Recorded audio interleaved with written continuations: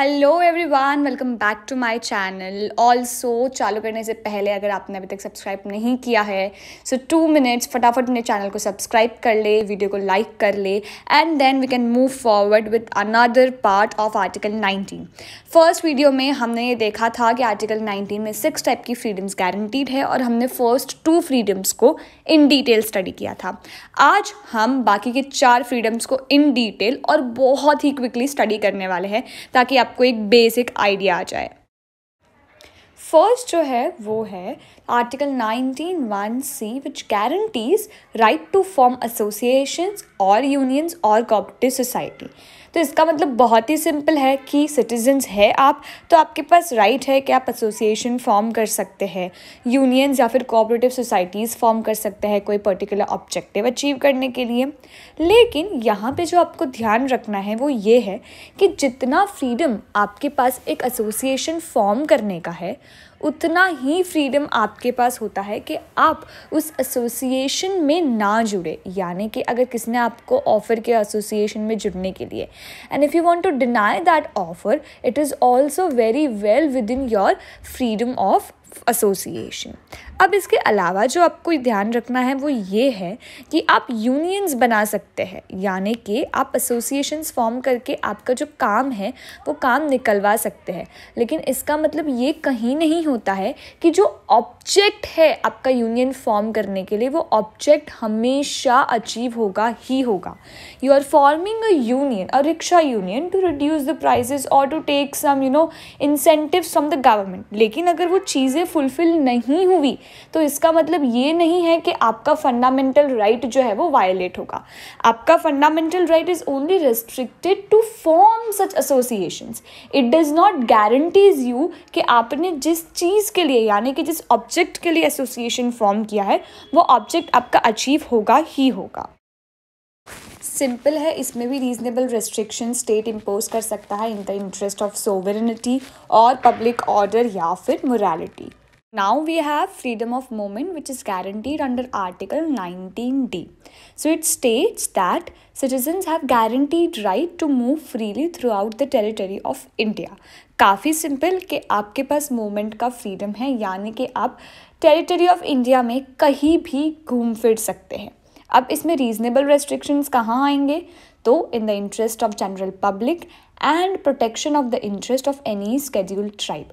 अब ये जो सेकेंड रीजनेबल रेस्ट्रिक्शन है which is interest of scheduled tribe, उसे प्रोटेक्ट करने के लिए ये रेस्ट्रिक्शंस लगाया गया था इस रीज़न से कि जो स्केड्यूल्ड ट्राइब के लोग होते हैं उनका कल्चर जो है वो बहुत डिफरेंट होता है, उनके जो भी रिलीजियस रिचुअल्स है वो डिफरेंट होते हैं। और अगर जनरल पब्लिक उनके एरिया में आएगी या फिर उनके एरिया में मूवमेंट करेगी, इंटरफेयर करेगी, तो शायद ये एथनिसिटीज़ ख़त्म हो सकती है। बिकॉज जो स्केड्यूल्ड ट्राइब वाले लोग होते हैं उन्हें हमेशा एक डर रहता है, because since they are in minority that may happen कि जो जनरल पब्लिक है वो उनके रिलीजन के साथ या फिर उनका जो एरिया है उसमें आके इंटरफेयर करने की कोशिश करे। Hence to save such type of ethnicities and to save their own culture we are putting this restrictions कि अगर स्टेट चाहे तो उनके प्रोटेक्शन के लिए रीजनेबल रेस्ट्रिक्शंस इम्पोज कर सकता है। Next right is emanating from article 19E। It states कि हर सिटीजन के पास right to reside and settle है in any part of the territory of India. अब ये जो राइट है वो इंक्लूड किया गया था इस ऑब्जेक्ट से कि इंडिया के अंदर जो स्टेट्स के बिटवीन ट्रैवल करने का हमारे पास राइट है वो राइट आने से इंटरनल बैरियर्स रिमूव हो जाएंगे। That is we can explore the diversity of India, different cultures को एक्सप्लोर कर सकते हैं and we can see how diversified and unified our country is. और उसके अलावा the important thing is right to reside और राइट टू मूवमेंट हमेशा complementary जाता है, because if you move you of course have right to reside, and if you have right to reside it is because you have right to movement.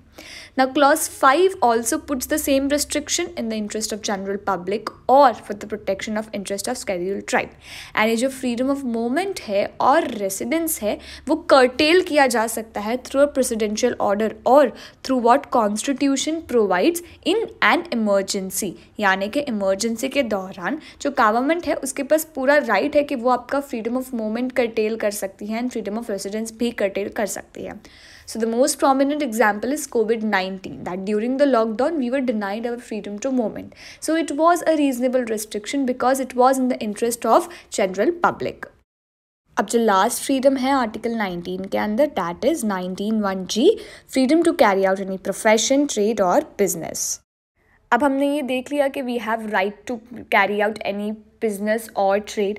अब दोनों में difference समझ लेते हैं फटाफट से। बिजनेस बहुत कॉम्प्रहेंसिव टर्म है, जबकि ट्रेड नहीं है। ट्रेड सिर्फ मैन्युफैक्चरिंग रिलेटेड थिंग्स इंक्लूड करता है, but when you talk about business it also includes selling of product या फिर खुद उसका मार्केटिंग करना, वो सारे एस्पेक्ट्स बिजनेस में आ जाते हैं।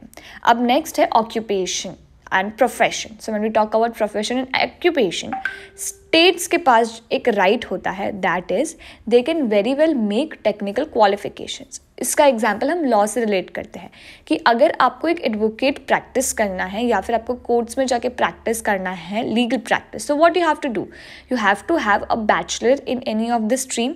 उसके बाद आपको बैचलर्स चाहिए लॉ में, और उसके बाद आपको सर्टिफिकेट चाहिए बार एग्जाम के क्लियरेंस का। तो ये जो क्वालिफिकेशंस है वो किसने प्रिस्क्राइब की है? स्टेट ने, एक अथॉरिटी ऑफ लॉ के थ्रू।